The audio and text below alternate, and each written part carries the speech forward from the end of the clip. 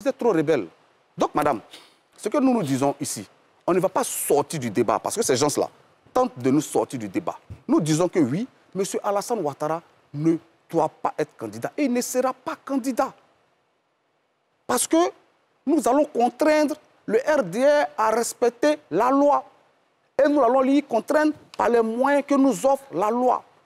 Parce que j'entends ces messieurs dire, si vous descendez dans les rues, mais je ne sais pas pourquoi leur champ lexical, c'est celui de la voyousie et de la guerre.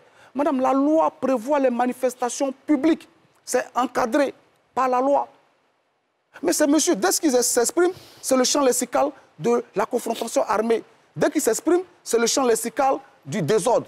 Non, madame, nous sommes respectueux de la loi. Donc nous disons que oui, pour nous, le président Laurent Gbagbo, et je le réaffirme ce soir, il est le candidat du PPACI à l'élection présidentielle de 2025. Et il n'y aura pas d'autres candidats. Et le président Laurent Gbagbo sera candidat. C'est d'ailleurs pourquoi nous avons commencé à collecter nos parrainages pour soutenir sa candidature. Donc nous sommes très fermes là-dessus. Et nous rappelons aussi fermement que ce qu'ils disent, que le discours du président Laurent Gbagbo n'a pas de valeur à leurs yeux. Mais oui, parce que le discours du président Laurent Gbagbo, il comporte des valeurs. C'est un homme, c'est un leader qui est au combat pour défendre sa dignité, pour défendre son honneur. Mais eux, ils ne le comprennent pas parce qu'ils n'ont pas le sens de l'honneur. Ils ne le comprennent pas parce qu'ils n'ont pas le sens de la dignité. Parce qu'ils sont dans une vision matérialiste du monde où les soutiens s'achètent, où c'est des enveloppes qu'on fait circuler, où on lui paye son billet pour venir à Abidjan. Donc, ils ne comprennent pas qu'un homme puisse aller au combat pour défendre son nom, pour défendre le nom qu'il lègue à ses enfants, pour défendre l'histoire qu'il lègue à ses partisans. Et c'est pourquoi ils n'arrivent pas à saisir la pertinence du combat que le président Laurent Gbagbo dit mener. Il ne dit pas que je vais me battre parce que mon rêve absolu, c'est d'être président. Il dit que je vais me battre pour mon honneur et pour la Côte d'Ivoire. Parce que oui, ce monsieur, il a un honneur. Il l'envoie à la CPI, madame. Il pourrait plus refuser de se soumettre à ce tribunal. Il y a des détenus à la CPI qui ont refusé de se soumettre au tribunal. Il a répondu à la madame la juge, je suis là, et que le procès se tienne, nous irons jusqu'au bout. Mais il était dans la même démarche de défendre son honneur. Mais il a fini par gagner son procès et il était réhabilité. Et on l'accuse de crimes contre l'humanité. Il gagne son procès et on nous ramène à Abidjan et on nous dit la BCAO. On l'a rappelé, la BCAO n'a rien perdu.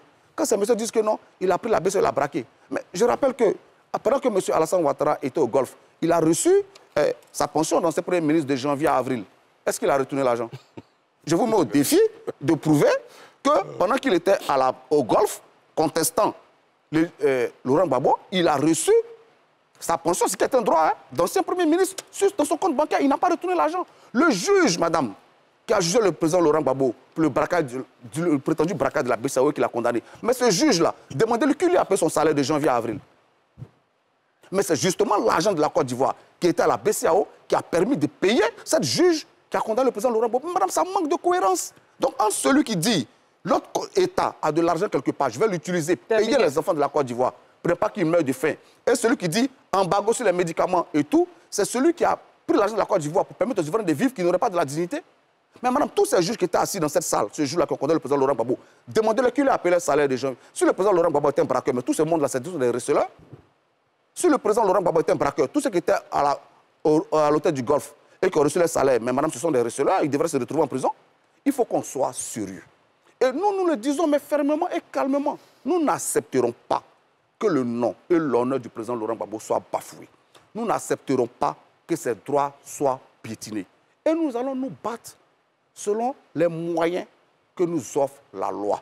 Nous ne prendrons pas les armes parce que nous ne sommes pas outillés pour ça. Ce n'est pas dans notre ADN. Très bien, mais nous utilisons tous les moyens démocratiques mis à notre disposition par la loi pour nous faire entendre. Il faut que cela soit entendu et il faut que cela soit dit. Et c'est ce que je viens de dire. Blaise Lasma. Merci beaucoup.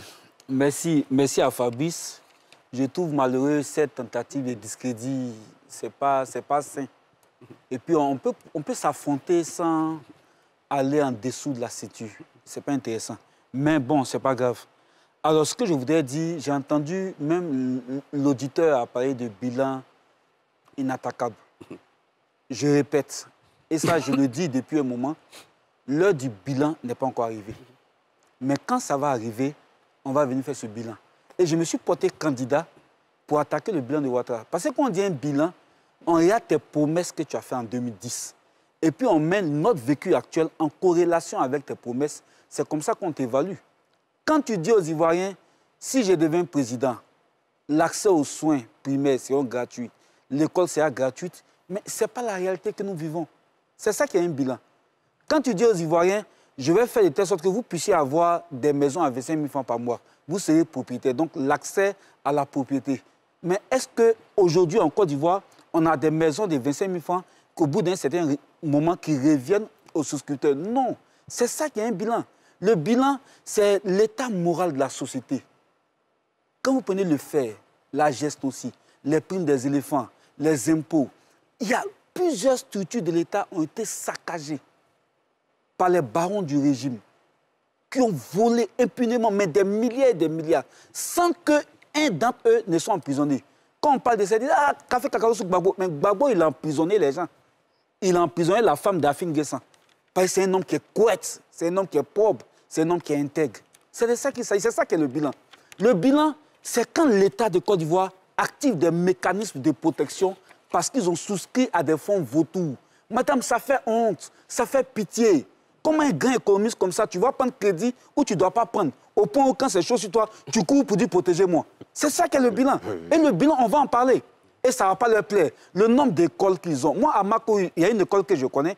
Ils prennent une école qui existe déjà et ils mettent un peu de peinture. Ils disent à partir d'aujourd'hui, c'est lycée 1 et 2. Et ils ont fait ça dans beaucoup d'endroits. Le bilan, là, on va auditer aussi la dette. Le bilan, on va ressortir les infrastructures qui ont été financées par le contrat de désendettement qui a été octroyé, qui a été validé par Laurent Gbagbo. Le bilan, on va aussi parler de ce que d'autres États nous ont fait. Il y a des États qui nous ont fait des échangeurs. Ici, il y a des États qui nous ont fait des hôpitaux. Le bilan, on va parler de l'utilité de certaines infrastructures, là où le CHU de Yopougon ne fonctionne pas de façon optimale. Le bilan, nous sommes prêts pour ça. Mais ce n'est pas l'heure du bilan. Donc, dites-leur, laissons à faire des bilans là. Prochainement, on va programmer un truc pour faire des bilans. Même Gbagbo, il n'a pas conçu d'école, il n'a pas conçu d'hôpitaux. On va apporter la preuve que c'est faux.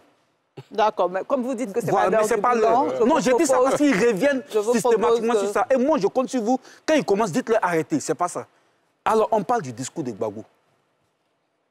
Je laisse tomber l'éligibilité de Ouattara. Ça, je pense, de M. Ouattara, s'il vous plaît, je pense que ce débat-là ne doit plus se faire normalement. Vous savez, une nation, un pays, c'est les tests. Un pays, c'est la Constitution.